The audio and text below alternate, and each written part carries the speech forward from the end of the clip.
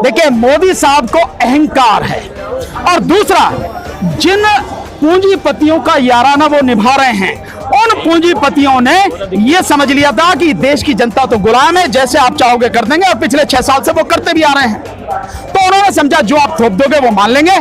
इस विश्वास पे पूंजीपतियों ने खरबों रुपया लगा दिया गोदाम बनाने में और सारी चीजों में। अब जो पैसा लग गया है वो अब कैसे वापस लें?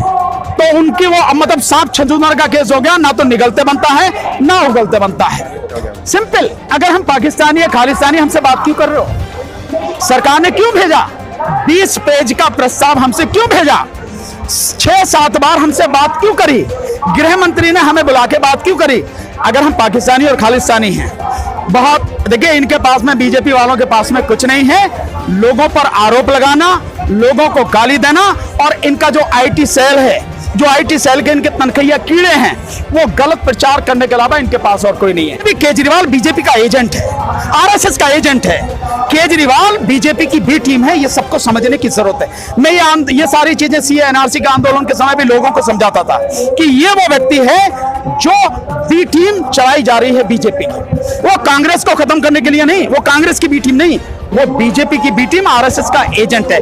पहले से शुरू से उसकी जड़ जो है वो आपको देख लीजिए। ईमानदारी अगर होती तो ना तो नोटिफाई करना था और बिना किसी शर्त के यहां आना था, लोगों के बीच में आना था। अब हो क्या गया?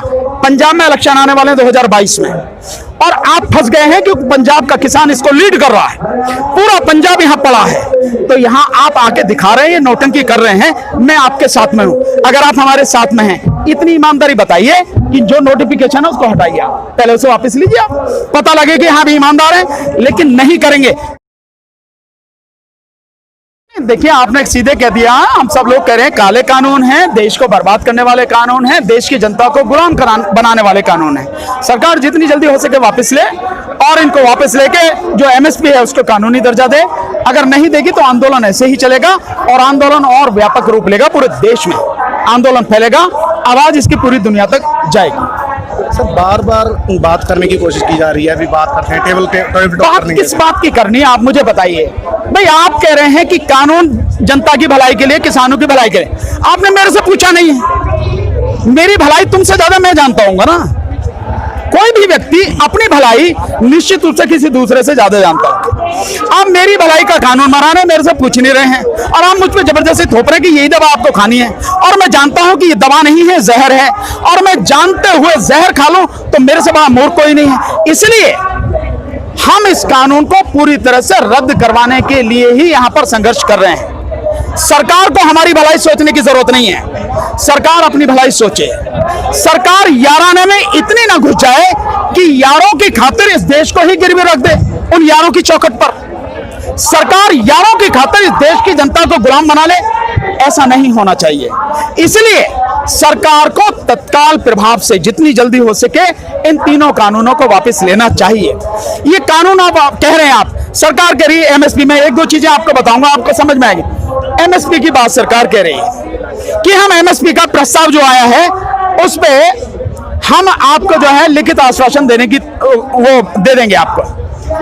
मोदी जी के पिछले 7 साल का पूरा कच्चा चिट्ठा देखो, इसके अलावा वो गुजरात के मुख्यमंत्री रहे, उनका पूरा कच्चा चिट्ठा देखो। एक भी वादा जनता से किया गया क्या मोदी जी ने पूरा किया है? एक भी काम इस देश की जनता की भलाई के लिए उन्होंने पूरा किया है? यही मोदी जी थे 2 करोड़ रोजगार साल में देने की बात करते थे। आज 7 साल हो गए तो कम से कम 13 करोड़ या 14 करोड़ लोगों को रोजगार मिलना था, लेकिन मोदी जी ने अपनी करतूतों से इस देश के 35 करोड़ लोगों को बेरोजगार कर दिया। 35 करोड़ लोगों को, इस देश के लोगों को दाने दाने के लिए मुहताज कर दिया। तो हमारी भलाई किसमें है ये हम जानते हैं। एमएसपी की जब आप बात कर रहे हैं, एक ये जो कानून है एग्रीमेंट का, किसानों के और पूंजीपतियों के बीच में जो कानून होगा, जो एग्रीमेंट होगा, उस एग्रीमेंट की धारा 5 को आप पढ़िए। सरकार कह रही है कि हम आपको एमएसपी की लिखित गारंटी दे रहे हैं, लेकिन उस धारा 5, वो धारा 5 कहती है कि जो समझौता होगा पूंजीपति के और किसान के बीच में, उसमें उसकी कीमत तय हो जाएगी। उसमें 3-4 चीजें बड़ी खतरनाक है। नंबर 1, उसमें तय होगा कि फसल की जो क्वालिटी है क्या होनी चाहिए, उसका ग्रेड क्या होना चाहिए, उसका स्टैंडर्ड क्या होना चाहिए। और इस चीज को जिस समय फसल जो लेगा उद्योगपति, उस समय इसको सर्टिफाई करेगा। सर्टिफाई कौन करेगा? कोई तीसरा व्यक्ति। जब वो सर्टिफाई कर देगा कि हाँ जिस तरह की बात हुई थी ये उसी स्टैंडर्ड का है, उसी क्वालिटी उसी ग्रेड का है, तब लेंगे। और उसमें जो है जो प्राइस है, जो कीमत है, वो बाकायदा लिखी जाएगी। तो यानी जब उद्योगपति के साथ में किसान की कीमत तय ही हो गई तो सरकार की एमएसपी का क्या करेंगे? उसका क्या मतलब है? सरकार तो कह देगी ना भाई आपने कीमत इसके साथ में तय कर ली, तो एमएसपी का क्या मतलब है? इस बात को समझना लोगों को जरूरी है कि सरकार किस तरह से मूर्ख बना रही है। आप एमएसपी का कानून बनाइए ना, और कानून बना के संविधान की 9वीं अनुसूची में 9th शेड्यूल में आप डालिए ताकि उसे सुप्रीम कोर्ट भी छेड़ ना सके। अब वो काम नहीं कर रहे आप। एमएसपी आप दिलवा नहीं रहे हैं। 1850 एमएसपी है मक्का की और मिल रही है 700 रुपए, 800 रुपए, 1000 रुपए। एमएसपी 1868 है धान की, मिल रहे हैं 1100 रुपए और 1000 रुपए। एमएसपी मूंग की है 7165 रुपए, मिल रही है 3100 रुपए, 3200 रुपए। सिंह साहब, मोदी साहब इसमें हट क्यों कर रहे हैं? देखिए, मोदी साहब को अहंकार है, और दूसरा जिन पूंजीपतियों का याराना वो निभा रहे हैं, उन पूंजीपतियों ने ये समझ लिया था कि देश की जनता तो गुलाम है, जैसे आप चाहोगे कर देंगे, और पिछले 6 साल से वो करते भी आ रहे हैं। तो उन्होंने समझा जो आप थोप दोगे वो मान लेंगे। इस विश्वास पे पूंजीपतियों ने खरबों रुपया लगा दिया गोदाम बनाने में और सारी चीजों में। अब जो पैसा लग गया है वो अब कैसे वापस लें? तो उनकी वो मतलब सांप छछूंदर का केस हो गया, ना तो निगलते बनता है ना उगलते बनता है। ये उनकी स्थिति हो गई, इसलिए वो वापस लेने में कतरा रहे हैं। इसलिए मैं आपको ये कानून तब वापस होगा जिन यारों के लिए, जिन पूंजीपतियों के लिए ये कानून लाया गया है, जब उन पर दबाव पड़ेगा, जब उनकी दुकान बंद होगी, जब उनका बहिष्कार होगा, तब जाके वो खुद कहेंगे मोदी जी से भाई इस कानून को वापस ले, तब वापस हो। सर, ये शांतमय प्रदर्शन चल रहा है, इसको पाकिस्तान जो खालिस्तान से जोड़ा जा रहा है, पाकिस्तान से फंडिंग का नाम दिया जा रहा है, क्या कहना चाहोगे? सिंपल, अगर हम पाकिस्तानी या खालिस्तानी हमसे बात क्यों कर रहे हो? सरकार ने क्यों भेजा? 20 पेज का प्रस्ताव हमसे क्यों भेजा? 6-7 बार हमसे बात क्यों करी? गृह मंत्री ने हमें बुला के बात क्यों करी? अगर हम पाकिस्तानी और खालिस्तानी हैं, बहुत देखिए इनके पास में, बीजेपी वालों के पास में कुछ नहीं है, लोगों पर आरोप लगाना, लोगों को गाली देना, और इनका जो आईटी सेल है, जो आईटी सेल के इनके तनखैया कीड़े हैं, वो गलत प्रचार करने के अलावा इनके पास और कोई नहीं है। हिंदू मुस्लिम करने के बाद यहां इस आंदोलन में हिंदू मुस्लिम नहीं कर सकते, क्योंकि सौभाग्य से ये आंदोलन पंजाब के जो जाबाज किसान हैं वो लीड कर रहे हैं। पूरे देश का किसान, हरियाणा का, सब इनके साथ में जुड़े हुए हैं। तो यहाँ धर्म नहीं चल सकता, यहाँ जाति नहीं चल सकती, यहाँ कोई और चीज नहीं चल सकती।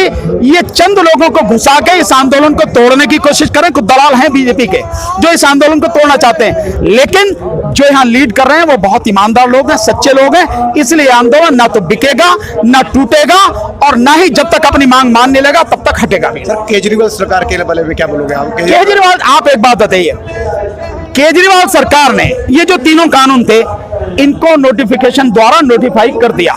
जब आपने कानूनों को मान्यता दे दी, आपने नोटिफाई कर दिया, तो फिर आप किसानों के साथ में कैसे हो सकते हैं आप? और वैसे भी केजरीवाल बीजेपी का एजेंट है, आरएसएस का एजेंट है। केजरीवाल बीजेपी की बी टीम है, ये सबको समझने की जरूरत है। मैं ये सारी चीजें सीए एनआरसी के आंदोलन के समय भी लोगों को समझाता था कि ये वो व्यक्ति है जो बी टीम चलाई जा रही है बीजेपी की। वो कांग्रेस को खत्म करने के लिए नहीं, वो कांग्रेस की बी टीम नहीं, वो बीजेपी की बी टीम, आरएसएस का एजेंट है।